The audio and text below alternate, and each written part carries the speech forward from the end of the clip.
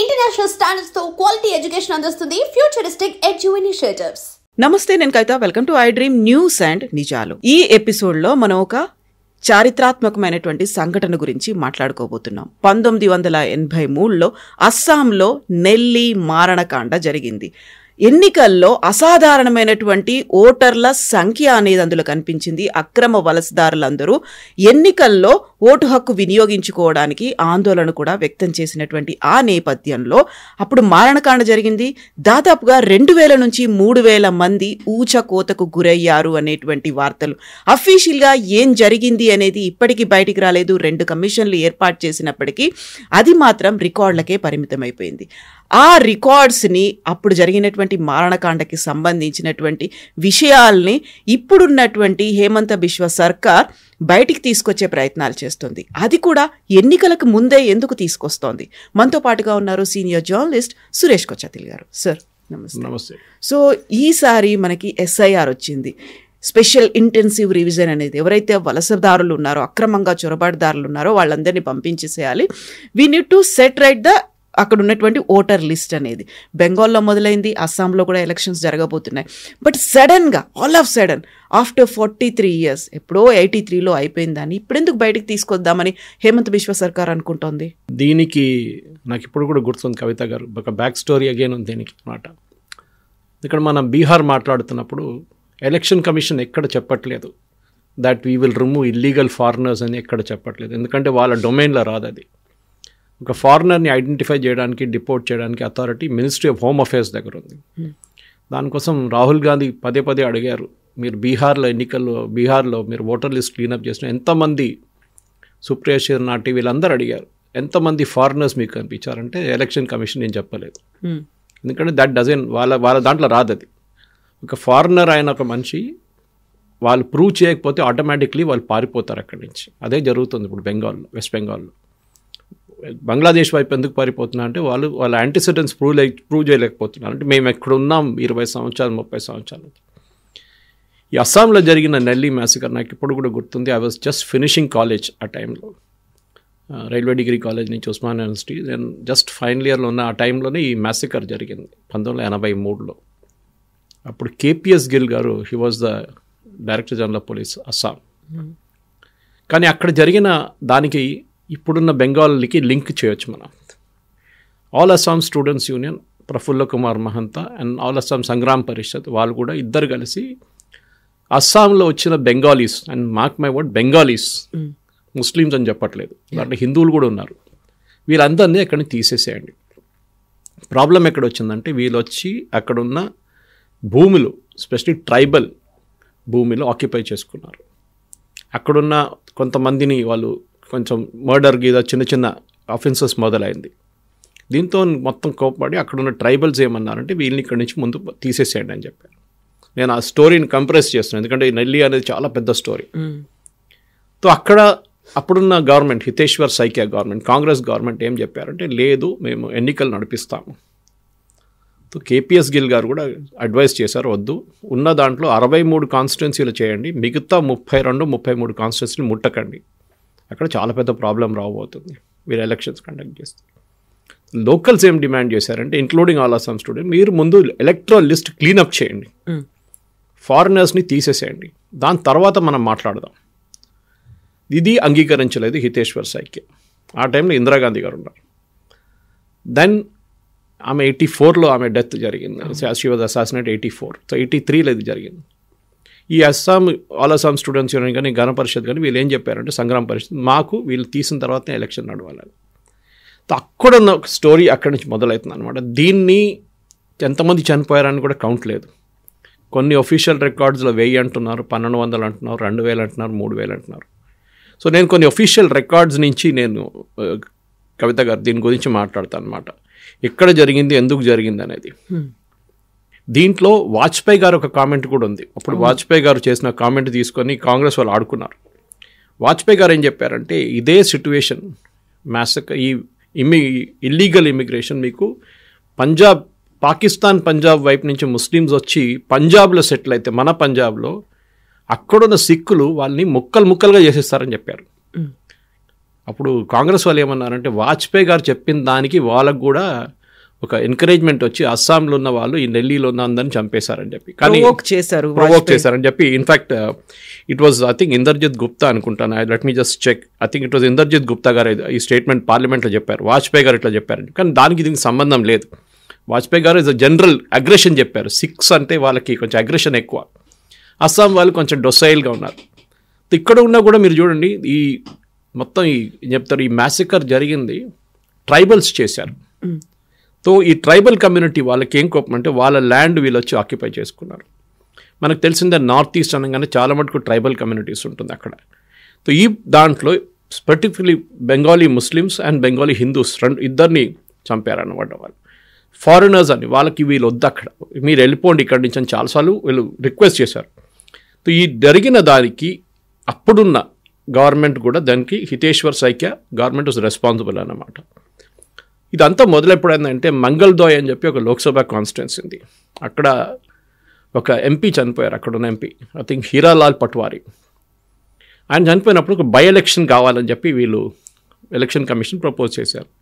కానీ అప్పుడే ఈ ఆల్ అస్సాం స్టూడెంట్స్ యూనియన్ అన్నారు కాదు, you cannot hold by election without cleaning up the electoral list. మీరు నువ్వు ఎలక్ట్రల్ లిస్ట్ క్లీనప్ చేయండి. మనం ఇక్కడ ఎస్ఐఆర్ని మాట్లాడుకుంటున్నాం, ఆ టైంలో ఎస్ఐఆర్ కూడా ఉండే. ఎస్ఐఆర్ 1950 నుంచి 2004 దాకా 5 సార్లు జరిగింది. ఇప్పుడు కాంగ్రెస్ వాళ్ళు చెప్తున్నారు, లేకుంటే మమతా బెనర్జీ చెప్తున్నారు, చూసుకుంటే ఏదో ఫస్ట్ టైం జరుగుతున్నట్టు చెప్తున్నారు, కాదు, అప్పుడు కూడా జరిగింది అది.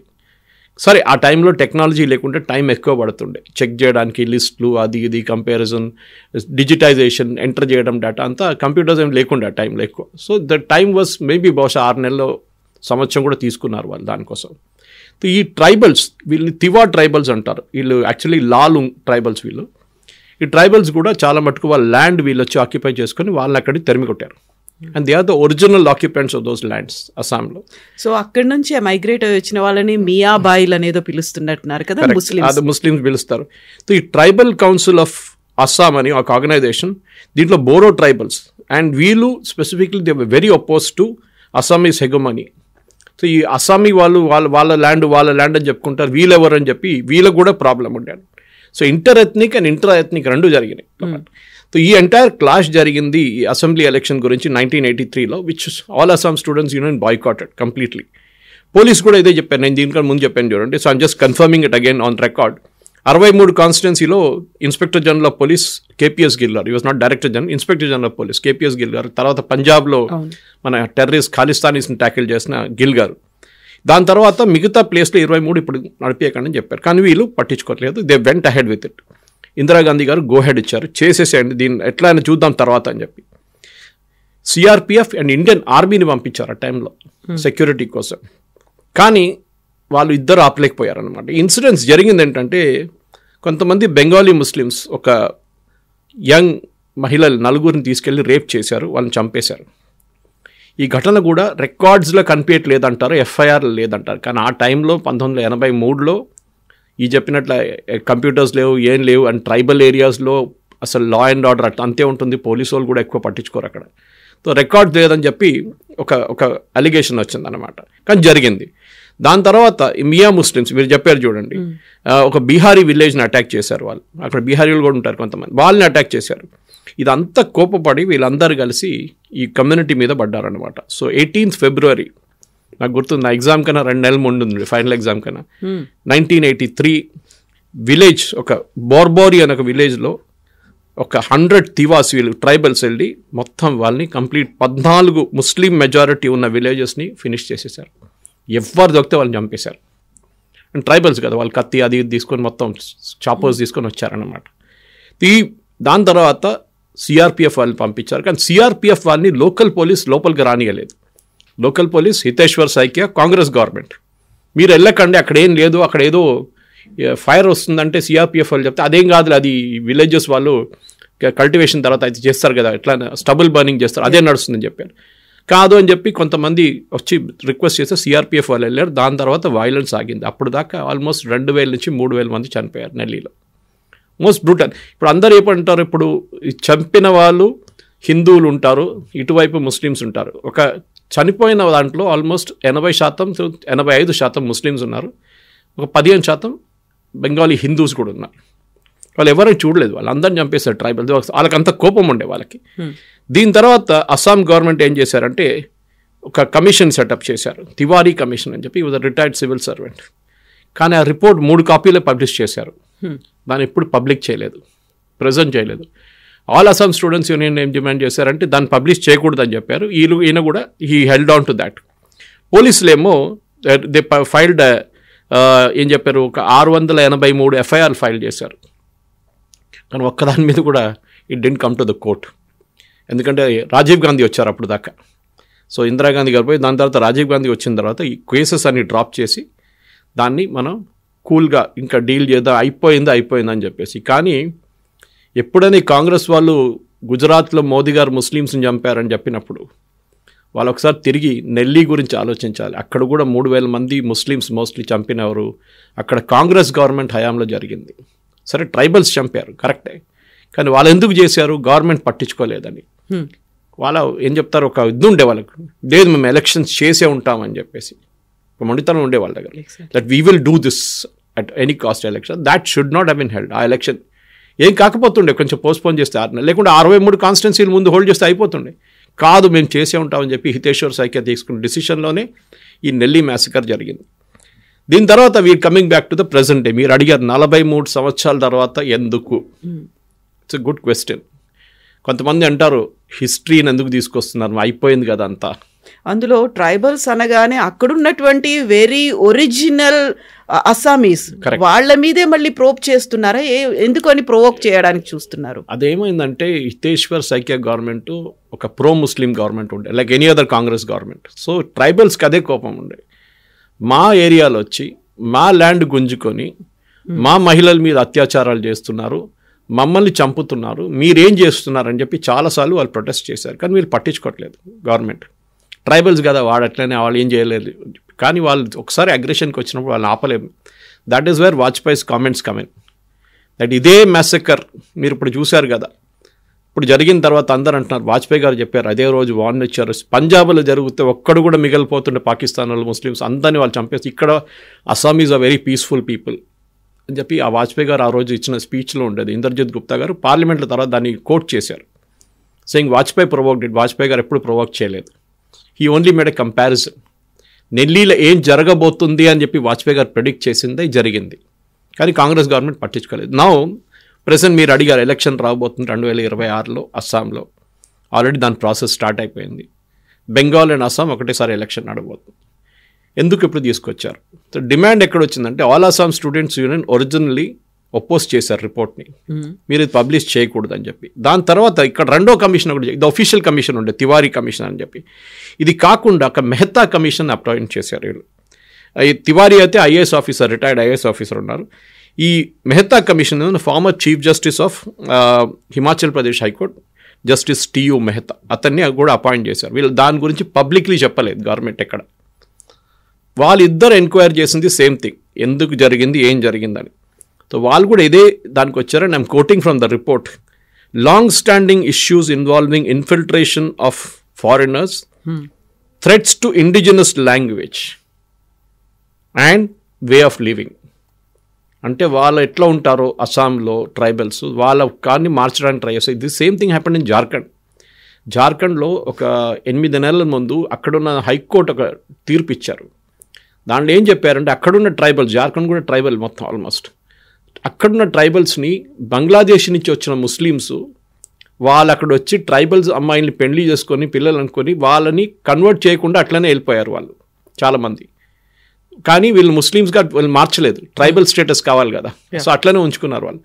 You send this people back అని చెప్పి హైకోర్టు ఒక తీర్పు ఇచ్చారు, DG police and the chief minister's office and chief secretary. కానీ ఇప్పుడు దాకా ఏం జరగలేదు అనుకుంటా. After that I didn't see any action on that front. So Nellie అనేది మన భారతదేశం ఇప్పుడున్న యంగ్స్టర్స్ కానీ ఇప్పుడున్న చాలామంది పెద్దలకు కూడా, అది ఎల్డర్స్ కూడా దాన్ని తెలియకపోవచ్చు. Somewhere it ring a bell for the elders. Nelly అనే ఒక ప్లేస్ ఉండే, నాకు ఇప్పుడు కూడా గుర్తుంది, ఒక బ్లాక్ అండ్ వైట్ ఫోటోగ్రాఫ్ ఉండే, కంప్లీట్ విలేజ్లో అట్లా డెడ్ బాడీస్ పడున్న ఫోటోగ్రాఫ్. అప్పుడు అది హిందూలో వచ్చిందో టైమ్స్ ఆఫ్ ఇండియా ఆ రోజు ఇక్కడ రాకపోతుండే, ఆ రోజు or Indian Express, one of this publications carry that photograph, horrible photograph. అది చూస్తేనే మనకు అనిపిస్తుంది ఏంట్రా ఇది ఎందుకు జరిగింది అనేది. దాని తర్వాతనే ఆల్ అస్సాం స్టూడెంట్స్ యూనియన్ ఇంకా వాళ్ళు ప్రొటెస్ట్ ఎక్కువ చేశారు. దాని తర్వాత రాజీవ్ గాంధీ గారు ఒక ఒప్పందం చేశారు that we will remove everybody from there. Hindus and Muslim బెంగాలీస్ని అక్కడిని తీసేస్తాం మేము, మిగతా స్టేట్స్లో రీసెటిల్ చేస్తామని. కానీ చేయలేదు, అది కూడా జరగలేదు. దాని తర్వాత ప్రఫుల్ల కుమార్ మహంత గారు సీన్ నుంచి వెళ్ళిపోయారు, చనిపోయిన తర్వాత then now Asom Gana Parishad which is a political ఆసుది, they are now with BJP NDA government అక్కడ. సో మీరు అడగొచ్చు అప్పుడు అపోజ్ చేసిన ఆసు రిపోర్ట్ని ఇప్పుడు ఎందుకు తీసుకొచ్చారు హేమంత్ అంటే, హితేశ్వర్ సైకియా గవర్నమెంట్ ఏం చేయదు. ఎందుకంటే హిందూ ముస్లిమ్స్ అని కొట్టుకుంటున్నారు చూడండి. కాంగ్రెస్ వాళ్ళు ఎప్పుడు చెప్తూనే ఉంటారు మోదీ గుజరాత్లో ఏం చేశారు అని చెప్తే, ఇది చూడండి this is what happened in Nelly. Under a Congress government CRPF వాళ్ళని ఆపి అక్కడ వాళ్ళని వెళ్ళనివ్వకుండా హితేశ్వర్ సైకియా గవర్నమెంట్ అక్కడ ఉన్న ఈ మ్యాసకర్ని ఫెసిలిటేట్ చేసింది. సో తెలుసుకోండి హిస్టరీ కూడా అని చెప్పి రిపోర్ట్ 2 నిన్న అసెంబ్లీలో టేబుల్ చేశారు. ఇట్ ఈస్ ఐ థింక్ ఇప్పుడు దాకా అస్సాం ఎలక్షన్లో పెద్ద ఇష్యూ లేకపోయినా ఇప్పుడు చాలా పెద్ద ఇష్యూ కాబోతుంది. Already Assam is only state, మీకు తెలిసి ఉంటుంది కవిత గారు, ఎన్ఆర్సీ నడుస్తుంది అక్కడ, national register for citizens, as per Supreme Court mandate. ఎందుకంటే అది as a part of Rajiv Gandhi agreement with AASU అది చేయాల్సింది, అక్కడ చేస్తున్నారు. దాంట్లో కూడా చాలామంది బంగ్లాదేశ్లో దూరిపోయారు, saying that they are citizens. For example Zakir Hussain grandson అనుకుంటాను, ఆయన he was decided as not a Indian. Zakir Hussain ఇది కూడా డిస్ప్యూట్లో ఉండే ముందు, వాళ్ళ గ్రేట్ గ్రాండ్ ఫాదర్ టైం నుంచి ఒక చిన్న డిస్ప్యూట్ ఉండే, అది హిస్టరీలో ఉంది ఎక్కడో. Abdul Kalam Azad not an Indian originally, అదన్నీ ఎందుకంటే ఆ టైంలో ఆఫ్ఘనిస్తాన్, పాకిస్తాన్, ఇండియా అంతా ఒకటే జాగ్రఫీ ఉండే. తర్వాత బ్రిటిష్ వాళ్ళు వెళ్ళిపోయిన దాని ముందే కదా డ్యూరాండ్ లైన్ వేశారు అక్కడ పాకిస్తాన్, ఆఫ్ఘనిస్తాన్ అన్నిట్లో, మన వైపు ఇంకొక గీత గీసేశారు వాళ్ళు. సో అదన్నీ చూస్తే అప్పుడున్న హిస్టరీలో చాలామంది అట్లాంటి వాళ్ళు ఉన్నారు. కానీ అస్సాంలో జరిగే ఎన్ఆర్సీ, ఓవైసీ కానీ మిగతా వాళ్ళందరూ, కాంగ్రెస్ వాళ్ళు కూడా చెప్తారు ఎన్ఆర్సీ తీసుకొస్తున్నారు. ప్రతి కంట్రీలో most of the developed countries and even developing కంట్రీస్లో ఒక రిజిస్టర్ ఉంటుంది సిటిజన్స్ది.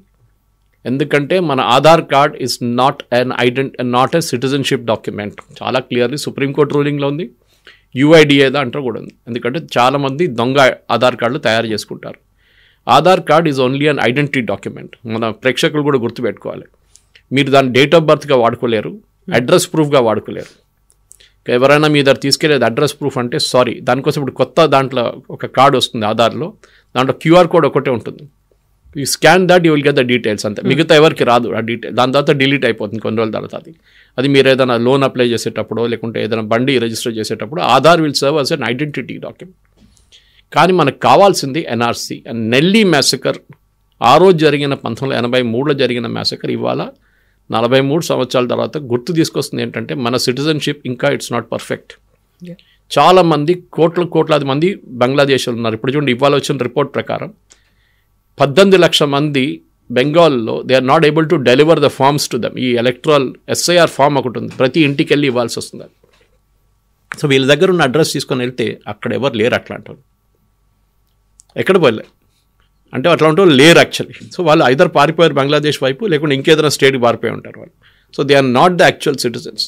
సో మమతా బెనర్జీ నేను అది చేస్తాను మమతా హిందీని హిలాయించి పెట్టేస్తాను అదేం చెప్తాను. కానీ the main reason is this, మీరు బెంగాల్లో ఇంకొక మ్యాసకర్ కూడా ప్రొవోక్ చేస్తున్నారా? హితేశ్వర్ సైకియా పార్ట్ 2 మమతా బెనర్జీ ప్లే చేయబోతుందా అని చెప్పేసి ఒక చాలా పెద్ద ప్రశ్న. బహుశా మన పొలిటికల్ ఎస్టాబ్లిష్మెంట్ కూడా అర్థం చేసుకోవాలి. హిస్టరీ రిపీట్స్ ఇట్ సెల్ఫ్ అని. I don't know whether it was who said it, Santana అనుకుంటాను. He said history repeats itself, the first time is the tragedy, the second time is the comedy అన్నారు. ఆ history repeat కాకూడదు. It should be very very, మనకి చాలా కేర్ఫుల్గా ఉండాలి. ఆ రోజు జరిగిన ఏం చెప్తారు ఒక మాస్ మ్యాసకర్ ఇంకా అప్పుడు హిస్టరీలో జరగకూడదు. 2002లో జరిగినప్పుడు మోదీ గారు మీరు చెప్పారు అని చెప్పి దానికి ఒక కారణం ఉండే. గోద్రా రైట్స్ నుంచి మొదలవుతుంది, గోద్రా ట్రైన్ బర్నింగ్ నుంచి మొదలవుతుంది. ఇక్కడ అదేం లేకుండే. It was created by the state. Election కావాలని నడిపించారు, ఇందిరాగాంధీ గారు ప్రెషర్ పెట్టారు సైకియా మీద. Saikia said yes and today you seeing the result of that. ఆ రిపోర్ట్ రానియండి, రిపోర్ట్ అందరు చదువుదాం ఒకసారి, ఎందుకంటే దాన్ని ఇంకా పబ్లిక్లీ అక్కడ అసెంబ్లీ టేబుల్ మీద పెట్టారు. ఇంకా అది దాన్ని అప్లోడ్ చేస్తేనే మన అందరు దాన్ని చదవచ్చు, ఎందుకంటే 3 కాపీలు ఉండే మెహతా రిపోర్ట్.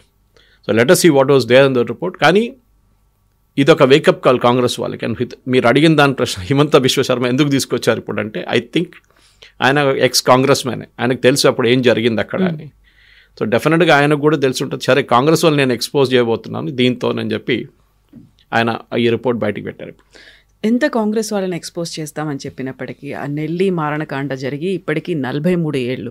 ఆ తర్వాత డెమోగ్రఫిక్ చేంజెస్ అనేది విపరీతంగా జరిగాయి. అస్సాంలో ఉన్నటువంటి 15 జిల్లాల్లో ముస్లింలు మెజారిటీగా మారిపోయారు. 70% వాళ్లే ఉన్నారని చెప్పిన తర్వాత ఇన్నేళ్ల తరబడి వాళ్ళు అక్కడ ఉన్నారు. మియా ముస్లిమ్స్ అనేవాళ్ళు అక్కడ ల్యాండ్స్ కొనుక్కున్నారు, అక్కడ కంప్లీట్గా సెటిల్ అయిపోయారు.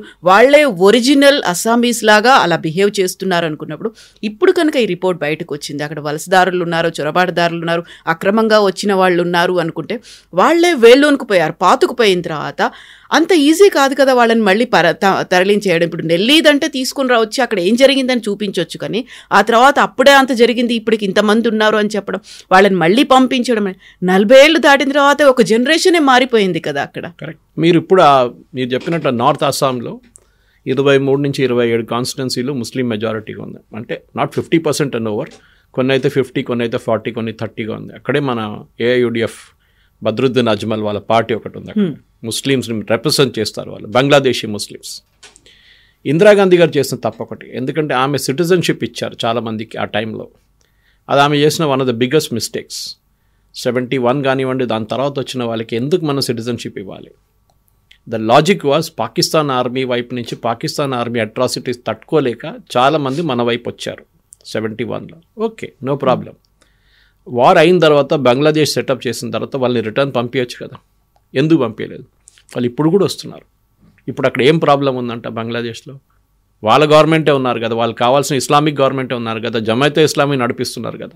మళ్ళీ why would you want come back now? ఇప్పుడు కూడా లక్షలాది మంది మన దగ్గర వచ్చి కలకటాలో కానీ మిగతా సిటీస్ సెట్ అయిపోయి హైదరాబాద్లో ఉన్నారు చాలామంది బెంగాలీ. నిన్న ఒక వీడియో చూశాను నేను, one guy claiming that yes I'm Rohingya అని చెప్పేసి. హైదరాబాద్లో రోహింగ్యా ఫుట్బాల్ టీం ఉంది ఒకటి, ఆలోచించండి. యూట్యూబ్ ఛానల్స్ వాళ్ళు. సో ఇట్లాంటి పరిస్థితుల్లో డెఫినెట్లీ ఐడెంటిఫై అండ్ డిపోర్ట్ అనేది ఏ కంట్రీ అనేది చేస్తుంది. ఇన్ని రోజులు ఓకే అని చెప్పుకున్న యూకే కూడా, బ్రిటన్ కూడా ఇప్పుడు సడన్గా లేసి కాదు, illegal immigration is the biggest threat, వీళ్ళని పంపించేయాల్సి చెప్పేసి ఈవెన్ ఇండియన్స్ ఇంపాక్ట్ అవుతున్నారు దాంట్లో. మన దేశంలో మనకున్న పాపులేషన్ చాలా ఎక్కువ, మిగతా దేశాల నుంచి ఎందుకు తీసుకొచ్చి మన దగ్గర పెట్టుకోవాలి? దానికోసం సిఏ తీసుకొచ్చినప్పుడు ఇంత గొడవ ఎందుకు చేశారు కవిత గారు అంటే ఇది రీజన్. సిఏలో మైనారిటీస్ ఇన్ దోస్ కంట్రీస్ అంటే పాకిస్తాన్, ఆఫ్ఘనిస్తాన్ అండ్ బంగ్లాదేశ్, అక్కడున్న మైనారిటీస్ ముస్లిం కాదు కదా, వాళ్ళు మెజారిటీ వాళ్ళు. అట్లాంటి పరిస్థితుల్లో హిందువులు కానీ, Sikh, Christian and Jain community and Parsis కొంతమంది ఉంటారు. వీళ్ళు ఎవరినైనా అక్కడి నుంచి హెరాస్ చేస్తున్నా, ఏమైనా అట్రాసిటీస్ చేస్తున్నప్పుడు, ఎందుకంటే పాకిస్తాన్ ఫామ్ అయినప్పుడు పాకిస్తాన్లో ఉన్న హిందూ పాపులేషన్ 14 నుంచి 16% ఉండే, ఇప్పుడు 2% కూడా లేదు. ఎక్కడికి వెళ్ళారు వాళ్ళు? బంగ్లాదేశ్ కూడా అదే స్టోరీ. మీరు చిట్టగాంగ్ కానీ మిగతా ఏరియాస్లో హిందువుల మీద, హిందూ గుళ్ళ మీద, అక్కడున్న శక్తిపీఠల మీద మీరు దాడి చేస్తున్నారు. చూసుకొని మనకు అట్లనే మనం కూర్చోవాలని ఇక్కడ బాగా చేస్తున్నారని చెప్పి వీ షుడ్ ఆల్సో ఇంటర్ఫియర్. ఎందుకంటే అదే యూఎస్ అంటున్నారు కదా, ఇదే డొనాల్డ్ ట్రంప్ ఏమంటున్నాడు, సొమాలియాలో మిగతా ప్లేస్లో ఎక్కడైనా క్రిస్టియన్స్ని చంపితే మేము వెళ్ళి ఫినిష్ చేసేస్తాం వాళ్ళని. So why not Hindus? చాలామంది అడుగుతున్నారు అదే ప్రశ్న. మోదీ గవర్నమెంట్ వెళ్ళి బంగ్లాదేశ్ మీద దాడి చేయొచ్చు కదా, హిందువులను ఎందుకు ఇట్లా చంపుతున్నారని చెప్పి. ఎస్, కానీ అదొక చాలా సెన్సిటివ్ ఇష్యూ. ఒక కంట్రీ మీద యూఎస్ చేస్తారు, ఆయనకు ప్రాబ్లం లేదు ట్రంప్కి, ఆయన ఏది చేస్తే ఎవడో అడగాడు. కానీ మన దగ్గర అట్లా కాదు కదా, మనం చేస్తే అప్పుడు వాదే ట్రంప్ వచ్చి చెప్తారు చేయకూడదు అంటారు. But we have to protect. దానికోసం వాళ్ళకి సిఏ ఇచ్చారు, సిటిజన్షిప్ అమెండ్మెంట్ యాక్ట్. మీరు ఇక్కడికి వచ్చేసేయండి, ఇంకా ఎక్కడికి వెళ్తారు వాళ్ళు? హిందువులు, బంగ్లాదేశ్లో హిందువులు, పాకిస్తాన్ ఉన్న హిందువులు, లేకుంటే ఆఫ్ఘనిస్తాన్లో హిందువులు ఎక్కడికి వెళ్తారు? వాళ్ళు సౌదీ అరేబియాకి వెళ్తారా? వాళ్ళు ఖతార్కి వెళ్తారా? వాళ్ళు ఇక్కడికే రావాల్సింది. So they have to come here anyway. వాళ్ళు రానియండి, వీళ్ళు గిద్దం సిటిజన్. చాలామంది వచ్చారు, లక్షలాది మంది. నా ఫ్రెండ్ ఒకరు ఉన్నారు, డాక్టర్ ఓమి అని చెప్పి, ఓమేంద్ర రత్నం, జైపూర్లో, ఇది ఈఎన్సీ స్పెషలిస్ట్. ఆయన లాస్ట్ నిమికేత్ అని చెప్పి ఆయన ఒక ఆర్గనైజేషన్ నడిపిస్తున్నారు. లాస్ట్ 16-15 సంవత్సరాల నుంచి పాకిస్తాన్ నుంచి వచ్చిన హిందువుల కోసం ఇక్కడ క్యాంప్స్ పెట్టి వాళ్ళని ఉంచుకున్నారు వాళ్ళని. అప్పుడు సిఏ లేదు. మన్మోహన్ సింగ్ గవర్నమెంట్ టైంలో 4-5 హిందువులకే సిటిజన్షిప్ ఇచ్చారు ఆ టైంలో. కానీ దాని తర్వాత మోదీ గవర్నమెంట్ వచ్చిన తర్వాత చాలామందికి పర్ ఇయర్ బిఫోర్ సిఏ వచ్చే ముందే సిటిజన్షిప్ ఇవ్వడం మొదలుపెట్టారు. దాని తర్వాత సిఏ వచ్చిన తర్వాత డెడ్ లైన్ తీసేశారు, 10 years చేసేసి దాన్ని గ్యాప్ క్లోజ్అప్ చేసినప్పుడు చాలామందికి అప్పుడు మళ్ళీ సిటిజన్షిప్ వచ్చింది. కానీ ఇప్పుడు కూడా చాలామంది క్యాంప్స్లో ఉంటున్నారు. టెంట్ వేసుకొని రాజస్థాన్లో 45-50 డిగ్రీ సెంటీగ్రేడ్లో టెంట్ వేసుకొని దాని కింద ఉంటున్నారు వాళ్ళని మన దగ్గర నుంచి చాలామంది వెళ్ళి ఇక్కడ ఇల్లు కట్టిస్తున్నారు వాళ్ళకి, ఎన్జిఓస్. అక్కడ ఉండండి మీరు, మీ పిల్లలకి వాళ్ళకి ఆధార్ కార్డు లేకుండా వాళ్ళు ఎక్కడికి వెళ్ళలేరు, ఐడెంటిటీ డాక్యుమెంట్ లేకుండా. సో వాళ్ళకి సిఏఏ ప్రాసెస్ వచ్చినప్పుడు ఇక్కడున్న కాంగ్రెస్, ముస్లిం లీగ్, ఓవైసీ లాంటి పార్టీలు ఎందుకు ఆబ్జెక్ట్ చేశారంటే ముస్లిమ్స్కి ఎందుకు ఇవ్వట్లేదు, పాకిస్తాన్ నుంచి వచ్చే ముస్లిం అని మనం ఒక దేశం ఇచ్చామే వాళ్ళకి. They wanted an Islamic nation for Muslims, we gave it to them. రెండు ఇచ్చాం ముక్కలుగా, ఒకటి ఈస్ట్ పాకిస్తాన్, ఒకటి వెస్ట్ పాకిస్తాన్. బెంగాల్ ఒకటే ఉండే కదా ముందు, ఈ బ్రిటిష్ వాళ్ళు ఆడిన ఆట అది. To divide Bengal into 2 pieces, ఒక ముస్లిం మెజారిటీ, ఒకటి హిందూ మెజారిటీ. ఇంకా హిందూ మెజారిటీ ఎక్కడుంది ఇప్పుడు? వెస్ట్ బెంగాల్ అయితే ఇప్పుడు ముస్లిం మెజారిటీ అయిపోయింది ఇక్కడ కూడా. సో ఆ పాత కన్వెన్షనే వెళ్ళిపోయింది మొత్తం. సో అదే కరెక్ట్ చేయడానికి ఇప్పుడు ఈ ఎస్ఐఆర్ తీసుకొచ్చినప్పుడు ఇంత పెద్ద గొడవ మమతా బెనర్జీ చేస్తుంది. లేకుంటే ఆమెకి ఏం ప్రాబ్లం? ఆమె ఏమంటుంది, ఎస్ఐఆర్ సంవత్సరం తీసుకుంటుంది, 2 సంవత్సరాలు తీసుకుంటుందంట. Who is she to decide? ఆమె ఎవరు డిసైడ్ చేయడానికి? బీహార్లో నెలల్లో చేశారు కదా, ఇదే పాపులేషన్ బీహార్లో ఉండే కదా, 7 కోట్ల మంది ఓటర్లు, 8 కోట్ల మంది ఓటర్లు అక్కడ ఉన్నారు కదా, వాళ్ళని ఒక్క నెలలో కంప్లీట్ చేశారు. ఒక్కరు సూసైడ్ చేయలేదు, ఏ గొడవ లేకుండా అక్కడ. మళ్ళీ ఎందుకు ఇప్పుడు నడుస్తుంది సూసైడ్లు అది ఇది అని చెప్పి? వీళ్ళు చేపిస్తున్న పాలిటిక్స్ అది. మన ఎలక్షన్ కమిషన్ ఆఫీస్ ముందు కలకటాలో ప్రొటెస్ట్ పెట్టారు వీళ్ళు, టీఎంసీ వాళ్ళు. దాంట్లో చాలామంది టెలివిజన్ ఛానల్ వాళ్ళు వెళ్ళి అడిగితే వచ్చిన వాళ్ళు బిఎల్ఓలు ఎవరు కాదు, ఎవరో టీఎంసీ వర్కర్స్ని తీసుకొచ్చి ధర్నా చేపిస్తున్నారు అక్కడ. ఇప్పుడు డెరిక్ ఓబ్రైన్ ఒక లెటర్ రాశారు, మేము వచ్చి కలుస్తాం మిమ్మల్ని అని చెప్తే okay, but me official representative Mamata Banerjee దగ్గర మాకు ఒక లెటర్ రాయమండి, లేకుంటే అభిషేక్ దగ్గర లెటర్ రాయమని చెప్పారు. Sunday letter, we will meet the delegation, no problem, మీ క్లారిఫికేషన్స్ అన్నీ చెప్పిస్తాం మీకు. ప్రాబ్లం ఎక్కడ వస్తుందంటే 1 కోటి మంది ఓటర్స్ ఎక్సెస్ ఉన్నారని చెప్పి ఒక ప్రొఫెషనల్ స్టడీ, దీనికన్నా ముందు బహుశా నేను మెన్షన్ చేశాను ఇక్కడ, 1,04,00,000 voters are in excess in West Bengal. మీరు 2002 డేటా నుంచి 2024 డేటా దాకా మైగ్రేషన్, డెడ్ ఓటర్స్ అండ్ మీరు డూప్లికేట్ ఓటర్స్ తీసేస్తే 1 కోటి మంది ఉన్నారు. దాంట్లోనే మొన్న ఒక వారం ముందు యుఐడిఏ, మన authority of issuing Aadhaar card issues authorities ఏం చేశారు, 34 లక్షల మంది చనిపోయిన వాళ్ళ ఐడి డియాక్టివేట్ చేశారు. ఎందుకు చేశారంటే ఆ ఐడి కూడా వాడుకుంటా అంట, ఇప్పుడు కూడా మిస్యూజ్ అవుతుందంట. అంటే చనిపోయిన వాళ్ళు లేసి వచ్చి ఆధార్ కార్డు వాడరు కదా, ఎవరో సంబడి ఈజ్ యూజింగ్ ఇట్. ఎవరు? ఆబ్వియస్లీ బంగ్లాదేశ్ నుంచి వచ్చిన వాళ్ళు. వాళ్ళకి ఇచ్చేస్తారు ఐడి కార్డు, ఫోటో మార్చేస్తారు, పేరు మార్చేస్తారు. చాలామందిని మొన్న కూడా డిటెక్ట్ చేసినప్పుడు బంగ్లాదేశ్ బార్డర్ దగ్గర కూడా వీళ్ళు ఏం చేస్తున్నారంటే, మౌసిమ్ ఖాన్ అని ఉంటే మౌసిమ్ బిస్వాస్ అని పేరు పెట్టుకుంటున్నారు, పేరు మార్చుకుంటున్నారు. ఆలోచించండి. ఇప్పుడు సుప్రీంకోర్టు ఒక రూలింగ్ ఇచ్చింది, బంగ్లాదేశ్ పంపించిన 6-8 మంది ఒక ఫ్యామిలీని తిరిగి తీసుకురండి, వాళ్ళని మళ్ళీ ఐడెంటిటీ చెక్ చేయండి అని. గవర్నమెంట్ ఆఫ్ ఇండియా అని చెప్పారండి కోర్టులో. వాళ్ళు వెళ్ళిపోయిన తర్వాత, వాళ్ళని ఇక్కడ పంపించేసిన తర్వాత వాళ్ళ దగ్గర ఏ డాక్యుమెంట్ లేకుండే వెస్ట్ బెంగాల్ గవర్నమెంట్ డాక్యుమెంట్ తయారు చేసి ఇస్తున్నారు. ఇప్పుడు విలేజ్ పంచాయత్ ఒక డొమిసైల్ అగ్రిమెంట్ ఒకటి కాపీ ఇచ్చారంట. ఎట్లా తయారు? అన్నీ ఫ్యాబ్రికేటెడ్ అండి. సో అస్సాంలో జరిగిన మ్యాసెకర్ ఆ రోజు గుర్తుపెట్టుకోవాలి Mamata Banerjee, don't provoke the locals. కానీ బెంగాల్లో ఏమైపోయిందంటే భద్రలోక్ అంటే మన ఇంటలెక్చువల్స్ ఉంటారు, వీళ్ళతోనే పెద్ద ప్రాబ్లం. అక్కడున్న మన గోర్ఖాలాండ్ అజిటేషన్ టైం నుంచి మనకు తెలుసు, Bengalians they are very quiet people. కానీ కొంచెం ఎక్కువ ప్రొవోక్ చేస్తే వాళ్ళు కూడా రియాక్ట్ అవుతారు. ఎందుకంటే వాళ్ళ భూమి కొట్టేస్తున్నారు, వాళ్ళ ఉద్యోగాలు తీసుకెళ్ళిపోతున్నారు, వాళ్ళకు వచ్చే బెనిఫిట్స్ని వీళ్ళు తినేస్తున్నారు, అన్నీ వీళ్ళు చేస్తున్నారు బంగ్లాదేశ్ నుంచి వచ్చిన వాళ్ళు. ఇదే ప్రాబ్లం అస్సాంలో జరిగింది 83లో. Let us hope it does not repeat again. Yes sir, చూద్దాం ఎలాంటి ట్రెమార్స్ వస్తాయో రిపోర్ట్ బయటకు వచ్చిన తర్వాత. Thank you very much.